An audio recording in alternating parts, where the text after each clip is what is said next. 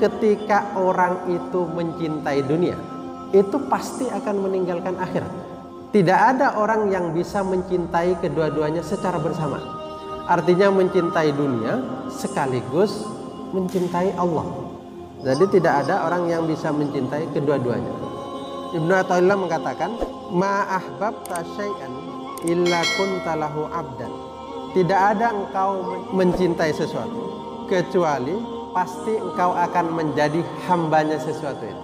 Ketika orang mencintai dunia, pastilah dia akan menjadi hambanya dunia. Ketika dia mencintai pekerjaannya, maka pastilah dia menjadi hambanya pekerjaan itu.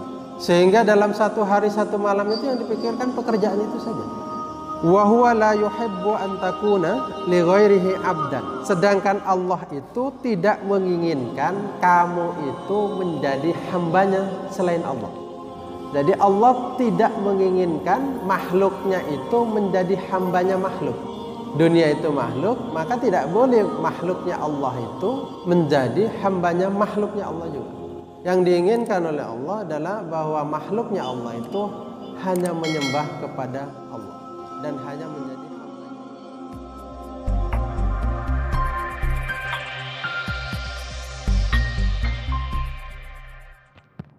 Assalamualaikum warahmatullahi wabarakatuh. Innal hamdalillah nahmaduhu wa nasta'inuhu wa nastaghfiruh wa na'udzu billahi min shururi anfusina wa sayyiati a'malina. May yahdihillahu fala mudilla lahu wa may yudlil fala hadiya lahu. Asyhadu an la ilaha illallah wa la syarika lahu wa asyhadu anna Muhammadan abduhu wa rasuluh. Allahumma shalli ala Muhammad wa alihi wa sahbihi ajma'in. Amma ba'du. Jamaah rahimakumullah, kita lanjutkan kajian tafsir yang minggu yang lalu kita sudah sampai pada ayat yang ke-26. Kita lanjutkan sekarang ke ayat yang ke-27. Di pada ayat yang sebelum 27 ini, pada ayat yang lalu Allah memerintahkan kita untuk memuji Allah, bertasbih dan mengingat Allah. Dan itulah sebenarnya inti dari kita hidup di dunia ini, yaitu memuji Allah. Semua fasilitas Allah sediakan, semua apa yang kita inginkan disediakan oleh Allah, maka tugas kita hanya memuji Allah. Semua rezeki juga Allah yang membagikan. Nah, selanjutnya pada ayat yang ke-27 Allah berfirman, a'udzubillahi minasyaitonir rajim. Inna haula'i yuhibbunal 'ajilah wa yadharuna wara'ahum yauman thaqilah. Sesungguhnya mereka, orang-orang yang kafir itu, yuhibbunal ajilah, mencintai dunia, mencintai dunia yang begitu cepat. Wa yadharuna wara'ahum yauman thaqilah, dan mereka meninggalkan hari yang berat, yaitu yaumil qiyamah. Wara'ahum, di belakang mereka. Jadi bahwa orang-orang yang kafir itu mencintai dunia dan meninggalkan akhirat. Ayat ini menurut Al-Qurtubi, dalam tafsir Al-Qurtubi mengatakan bahwa ayat ini diturunkan terhadap orang-orang kafir Mekah. Tetapi ada yang mengatakan wakilah, dan ada yang mengatakan ini diturunkan kepada orang-orang munafik. Ada yang mengatakan ayat ini umum. Artinya kalau ini ditujukan terhadap orang-orang yang munafik, terhadap orang-orang yang kafir, maka tentu orang-orang yang beriman tidak boleh masuk dalam zona itu. yaitu orang-orang yang mencintai dunia dan meninggalkan akhirat. Coba kita perhatikan ayat ini, begitu indah Allah menjelaskan ayat ini, menampilkan ayat ini. Artinya ketika orang itu mencintai dunia, itu pasti akan meninggalkan akhirat. Pasti. Tidak ada orang yang bisa mencintai kedua-duanya secara bersamaan. Artinya mencintai dunia sekaligus mencintai Allah. Tidak mungkin ada itu. Sehingga Umar bin Khattab, Khalifah Umar bin Khattab pernah mengatakan, seandainya ada orang yang bisa mencintai dunia sekaligus mencintai akhirat, mencintai Allah, maka saya tentu bisa. Tentu saya bisa. Tetapi karena tidak ada, maka saya tidak bisa melakukan itu juga. Jadi tidak ada orang yang bisa mencintai kedua-duanya. Karena apa? Ibnu Athaillah mengatakan, ma ahbabta syai'an illa kunta lahu abdan. Tidak ada engkau mencintai sesuatu kecuali pasti engkau akan menjadi hambanya sesuatu itu. Ketika orang mencintai dunia, pastilah dia akan menjadi hambanya dunia. Ketika dia mencintai pekerjaannya, maka pastilah dia menjadi hambanya pekerjaan itu. Sehingga dalam satu hari satu malam itu yang dipikirkan pekerjaan itu saja. Nah, kesenangannya itu ya itu. Kesenangannya itu. Wa huwa la yuhibbu an takuna li ghairihi abdan. Sedangkan Allah itu tidak menginginkan kamu itu menjadi hambanya selain Allah. Jadi Allah tidak menginginkan makhluknya itu menjadi hambanya makhluk. Dunia itu makhluk, maka tidak boleh makhluknya Allah itu menjadi hambanya makhluknya Allah juga. Yang diinginkan oleh Allah adalah bahwa makhluknya Allah itu hanya menyembah kepada Allah dan hanya menjadi hambanya Allah. Kenapa tidak mungkin ada orang yang mencintai Allah sekaligus mencintai dunia? Karena al-qalbu idza ahabba syai'an aqbala ilaihi wa hada'alahu wa ata'ahu fi kulli ma ya'muruhu. Karena ketika hati itu mencintai sesuatu, maka tentu hati itu akan menghadap terhadap yang dicintainya, tunduk dan taat terhadap apa yang diperintahkan yang dicintai. Jadi kenangannya itu lalu yang dia cintai. Tidak mungkin mencintai, tidak mungkin lalu dia tidak mengikuti apa yang dicintai. Jadi ketika seseorang mencintai sesuatu, pasti dia akan taat. Nah, ketika lalu kecintaannya itu terhadap dunia, maka pastilah akhirat itu terbengkalai. Sehingga ada orang yang lalu tidak sempat untuk membaca Quran. Padahal waktu dalam satu hari 24 jam, tapi tidak sempat baca Quran. Waktu 24 jam, sholatnya sebentar, zikirnya kadang tidak ada. Kadang zikirnya tidak ada, sholatnya juga tidak ada. Nah, itu karena dia menghamba kepada dunia ketika dia mencintai dunia.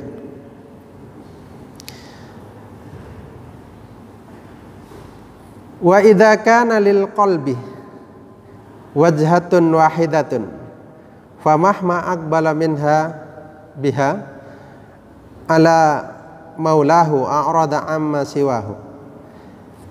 Ketika seseorang itu menghadapkan dirinya kepada Allah, mencintai Allah, maka dia pasti berpaling terhadap yang lainnya. Sebaliknya, ketika orang itu lalu menghadapkan dirinya, artinya menghambakan dirinya kepada yang dicintai selain Allah, maka pasti dia berpaling dari Allah. Itu pasti begitu, rumusnya mesti begitu. Jadi oleh karena itu ada dulu zaman Nabi Isa. Nabi Isa itu melewati sebuah perkampungan. Nah, ketika melewati sebuah perkampungan, dia melewati seseorang sedang berdoa kepada Allah. Ya Allah, karuniakanlah kami cinta kepadamu walaupun sedikit. Karena terus berdoa orang ini, akhirnya Nabi Isa itu munajat kepada Allah. Munajat kepada Allah, dia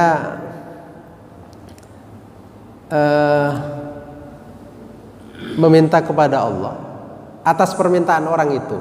Orang itu meminta kepada Nabi, saya Nabi Allah, doakan saya kepada Allah, mudah-mudahan Allah mengkaruniai saya cinta kepadanya walaupun seberat dzarrah, artinya kecil sekali, artinya kecil, jadi sesuatu yang sangat kecil.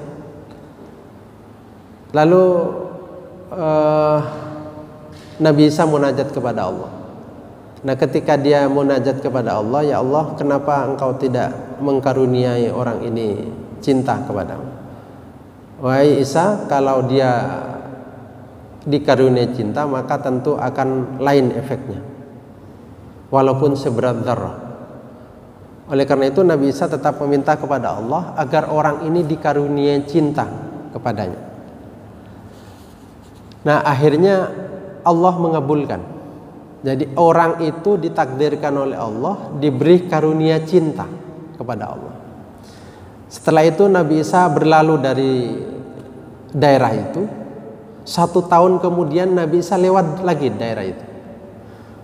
Nah, lalu Nabi Isa bertanya, mana orang yang 1 tahun lalu itu berdoa kepada Allah dan saya ikut mendoakannya agar dikaruniai cinta.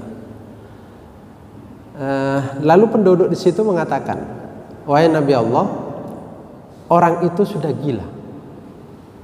Orang itu sudah gila. Lalu Nabi Isa munajat kepada Allah, lalu Allah berfirman kepada Nabi Isa, lalu Allah berfirman kepada Nabi Isa, wahai Isa, itulah kalau seseorang sudah cinta kepada Allah, pasti dia akan terpesona denganku, kata Allah, sehingga dia mengabaikan semua kehidupan, sehingga yang ada dalam pikirannya aku, kata Allah, karena dia sudah mencintai aku. Jadi yang terngiang-ngiang, terpesona, terngangah-ngangah itu ya kepada aku, kata Allah, sehingga dia tidak memberikan ruang untuk selainku. Nah, itulah lalu maka orang ini tidak gila sebenarnya. Jadi dalam pandangan Nabi Isa tidak gila, tetapi dia terlupakan, dengan sendirinya melupakan kehidupan dunia. Itu padahal diberikan paling kecilnya cinta kepada Allah. Nah, artinya bahwa ketika seseorang itu mencintai dunia, maka dia akan terngangah-ngangah dengan dunia dan dia akan fokus dalam kehidupannya dan hatinya hanya kepada dunia. Tetapi ketika orang itu mencintai Allah, maka hidupnya itu akan senang kepada Allah. Jadi tidak mesti seperti umatnya Nabi Isa itu. Jadi ada banyak orang yang lalu mencintai Allah tetapi tidak lalu melupakan kehidupan dunia. Artinya lalu tidak seperti yang diceritakan umatnya Nabi Isa tadi. Jadi itu gambaran orang-orang yang lalu mencintai dunia. Jadi orang mencintai dunia itu pasti dia akan melupakan akhirat. Jadi tidak boleh ada orang mengatakan bahwa saya mencintai dunia sekaligus mencintai Allah. Itu barang muhal. Pasti sesuatu yang tidak akan terjadi. Dan orang-orang yang beriman tentu tidak akan meninggalkan akhirat. Jadi akhirat itulah yang lalu menjadi penting. Nah, dalam tafsir An-Nabulsi diceritakan bahwa dulu itu ada orang kaya di Mesir. Jadi dalam tafsir An-Nabulsi ini diceritakan dulu ada orang kaya di Mesir itu meninggal. Anaknya itu khawatir ketika di dalam kubur bapaknya seperti apa. Karena khawatir anaknya di dalam kubur itu, maka anak ini menyewakan, membeli atau mengupah seseorang yang fakir untuk bersama bapaknya menemani di dalam kubur. Itu kata menurut Syekh An-Nabulsi dalam tafsir ini mengatakan bahwa dia diberi uang 100 pon Mesir sesuai dengan mata uang Mesir. Jadi diberikan 100, jadi banyak. Nah itu asalkan dia mau dikubur bersama bapaknya. Nah akhirnya dia mau dikubur bersama bapaknya. Bersama bapaknya dikubur. Menurut cerita dalam kitab tafsir ini diceritakan, ketika lalu dia di dalam kubur itu, masuk di dalam kubur, nah saat itu malaikat datang. Jadi malaikat datang lalu menanyainya. Yang hidup itu yang ditanyai justru. Ditanyai macam-macam itu, dia ditanyai satu macam saja, itu tidak bisa, bingung, menjawabnya bingung. Jadi contohnya misalnya ketika orang misalnya mendapat kacamata. Kacamata itu kamu beli di mana, dapat dari mana, uang dari mana, itu semuanya diusut. Sehingga lalu dia keluar dari dalam kubur itu. Artinya begitu selesai langsung dia keluar, berhenti. Artinya ada orang yang lalu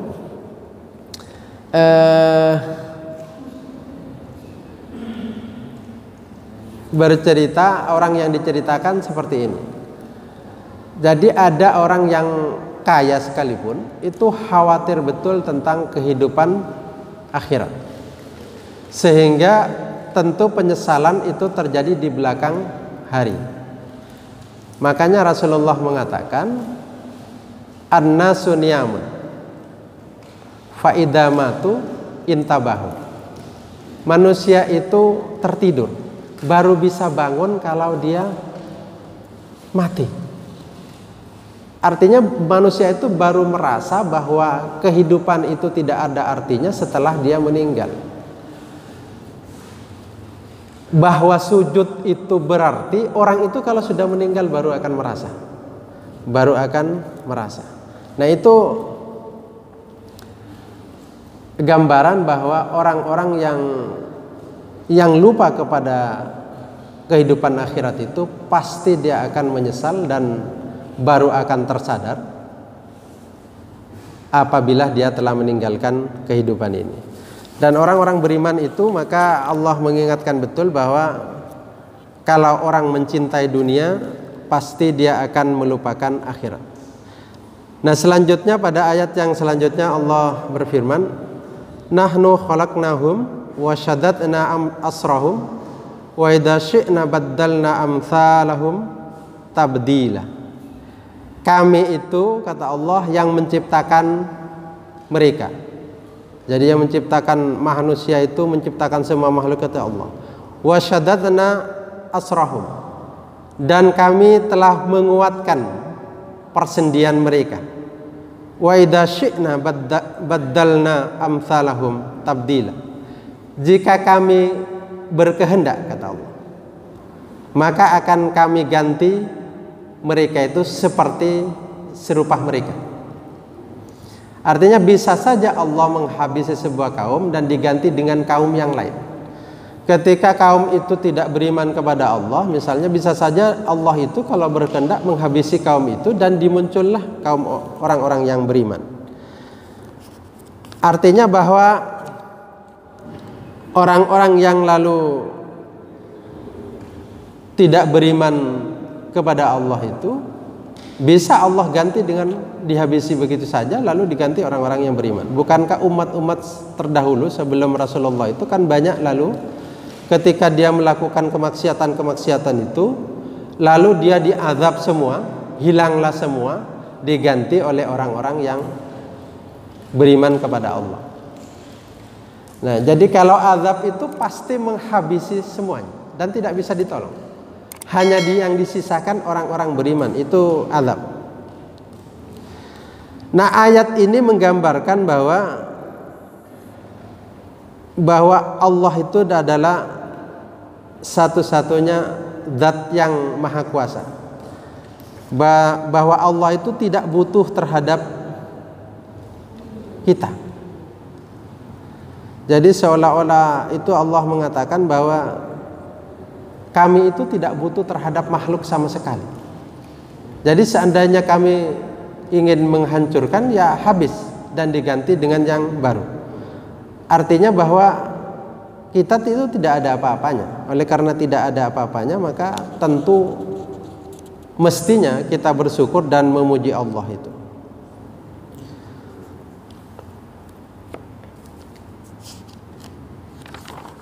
Nah, itu gambaran bahwa bagaimana Allah betul-betul zat yang maha kuasa. Allah itu kuasa mengadakan sesuatu, juga kuasa mencabut sesuatu itu, sehingga tidak ada sama sekali. Seterusnya ayat itu adalah inna hadhihi tadhkiratun. Sesungguhnya surat ini, surat Al-Insan ini, tadhkiratun adalah peringatan. Faman syaa, barang siapa menghendaki, ittakhadha ila rabbi sabila, maka dia akan menjadikan ini sebagai jalan menuju Tuhannya. Artinya bahwa peringatan itu, surat ini yang menjelaskan banyak hal ini dijadikan jalan untuk menuju Allah. Tetapi kalau lalu orang itu ingkar, maka tidak ada ruang bagi dia untuk sampai kepada Allah. Tetapi kalau orang lalu menjadikan peringatan-peringatan Allah itu sebagai sesuatu yang akan menuntun dia kepada Allah, maka sampailah dia kepada Allah. Jadi, dan akhirnya dia bisa dekat kepada Allah. Nah, ayat ini menggambarkan bahwa manusia itu diberikan pilihan agar hidupnya, bagaimana hidupnya itu menjadi bahagia di dunia dan di akhirat. Dan itu jalannya adalah ketika ayat-ayat Allah itu, firman-firman Allah itu, apa yang disampaikan Rasulullah dalam hadisnya itu dijadikan jalan untuk mendekatkan diri kepada Allah. Nah, tanpa itu maka akan sulit untuk sampai kepada Allah. Ini cara kita bertakarrub kepada Allah. Oleh karena itu ketika kita mengaji bersama, mengkaji bersama, itu hanya satu keinginan kita adalah bahwa ini adalah salah satu cara kita memuji Allah. Bagian cara kita memuji Allah, sehingga kita bisa dekat kepada Allah karena pengetahuan kita tentang Allah. Artinya ini salah satu cara untuk mendekatkan diri kepada Allah. Karena ada orang yang lalu itu tidak sholat, ada orang sholat, ada orang wudu, tetapi tidak ngerti tata cara wudu. Saya pernah memasuki daerah tertentu, saya tidak perlu sebut, itu dia orang yang wudu, sholat, tapi tidak ngerti. Artinya taunya dia sholat, entah bagaimana dia belajar, tiba-tiba dia bisa sholat, tetapi tidak ngerti apa yang seharusnya. Sehingga niat pun ketika berwudu, dia tidak tahu niat itu apa. Niat itu di mana tempatnya. Bagaimana cara berniat juga tidak ngerti. Padahal ulama mengatakan lalu kalau tidak niat itu kan batal. Salat tidak niat juga batal. Niatnya salah menjadi batal. Nah itu karena memang dia tidak lalu belajar bagaimana yang seharusnya. Nah jadi orang-orang yang beriman itu setiap apa yang difirmankan oleh Allah itu, apa yang disampaikan Rasulullah itu dijadikan jalan untuk mendekatkan diri kepada Allah. Selanjutnya pada ayat yang selanjutnya Allah berfirman, wa ma tasyauna illa ayyasha Allah. Dan kamu tidak akan mampu untuk sampai kepada jalan menuju Allah itu illa ayyasha Allah, kecuali Allah menghendaki. Artinya tidak bisa seseorang itu dengan sendirinya lalu tanpa pertolongan Allah bisa sampai kepada Allah. Artinya sujud kepada Allah, mengabdi kepada Allah. Kita ini tanpa pertolongannya Allah, tanpa karunia-Nya Allah tidak mungkin bisa duduk di sini. Tidak mungkin kita bisa sujud kepada Allah tadi itu. Tidak mungkin kita bisa salat subuh berjamaah dalam rangka memuji Allah. Tidak mungkin. Itu semua karena pertolongannya Allah. Sehingga kalau seperti itu bahwa an-najmi ama yasduru anil abdi fabimasyiatillah. Jadi setiap sesuatu yang lahir dari makhluk itu, dari seorang hamba, itu pasti karena kehendak Allah. Jadi ketika kita melakukan kebaikan-kebaikan itu semua karena pertolongannya Allah. Oleh karena itu disinilah lalu orang tidak boleh menghina orang lain, tidak boleh menghina-hinakan orang lain, tidak boleh membangga-banggakan dirinya. Misalnya dia dikaruniai oleh Allah rizki, misalnya tidak boleh membangga-banggakan dengan rizki itu. Dia misalnya lalu bisa dikaruniai salat tahajud, tidak boleh membangga-banggakan itu.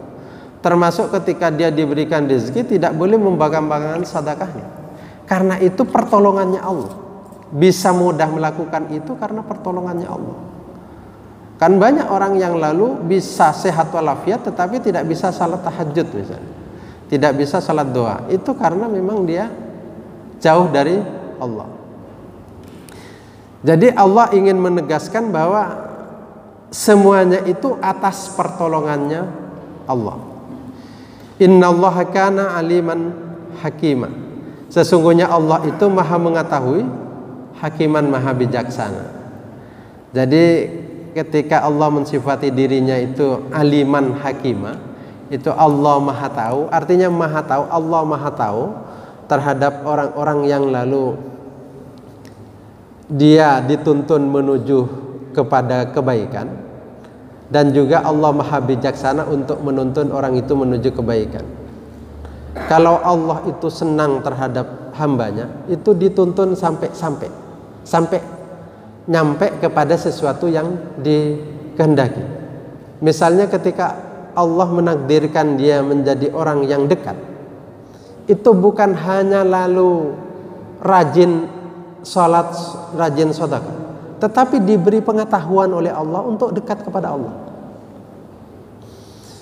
Ingat ketika Bishr al-Hafi, seorang yang biasa-biasa saja, ketika Allah kehendaki untuk dekat kepada Allah, itu bukan hanya dia rajin melakukan sholat ibadah, tetapi Allah memberikan pengetahuan untuk bisa dekat kepada Allah. Sehingga Imam Ahmad itu berguru kepada Bishr al-Hafi. Karena Bishr al-Hafi menurut Imam Ahmad bin Hanbal, dialah orang yang tahu tentang Allah. Dan dia berguru kepada, bukan berguru, artinya teman berdiskusi dengan Bishr al-Hafi.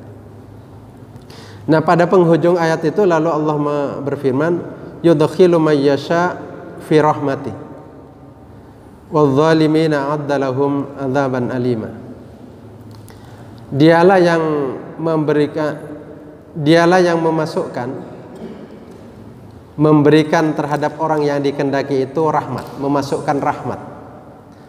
Dan juga dialah yang mengadab orang-orang yang zalim, yang adab itu adalah adab yang pedih yang dipersiapkan kepada mereka. Jadi Allah lah yang memberi rahmat terhadap orang-orang yang dikehendaki, tetapi juga Allah mengadab orang-orang yang lalu berbuat zalim.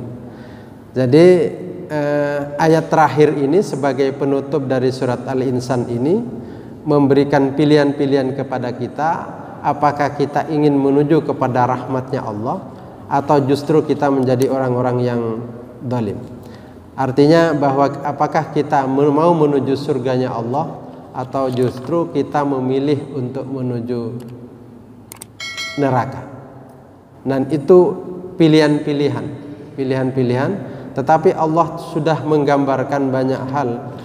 Jadi kalau baca Quran ini, kalau kita baca Quran itu betul-betul luar biasa. Luar biasa Allah menuntun kita itu menjadi orang baik, menjadi orang beriman, menjadi orang dekat, itu luar biasa. Sampai kalau kita baca terus Quran itu akan kita itu betul-betul Allah itu maha kasih sayang, maha lembut, maha sempurna betul. Jadi karena Allah menuntun kita luar biasa, luar biasa. Coba baca ayat per ayat saja. Semua ayat yang dibacakan tadi itu adalah keinginan Allah agar kita selamat. Agar betul-betul kita selamat di dunia dan di akhirat, bahagia di dunia dan di akhirat. Dan itulah yang diinginkan oleh Allah, bahwa kita agar mendapatkan rahmatnya Allah dan dijauhkan dari azab Allah, dijauhkan dari siksa Allah. Barangkali itu sebagai penutup, sebagai akhir dari surat Al-Insan ini. Barangkali ada yang ingin disampaikan. Kalau tidak ada, saya cukupkan. Allahumma ja'alna wa azwajana wa auladana minas salihin wal qawamin. Allahumma ja'alna wa azwajana wa auladana minas salihin wal qawamin. Allahumma ja'alna wa azwajana wa auladana minas salihin wal qawamin. Ihdinas siratal mustaqim. Assalamualaikum warahmatullahi wabarakatuh.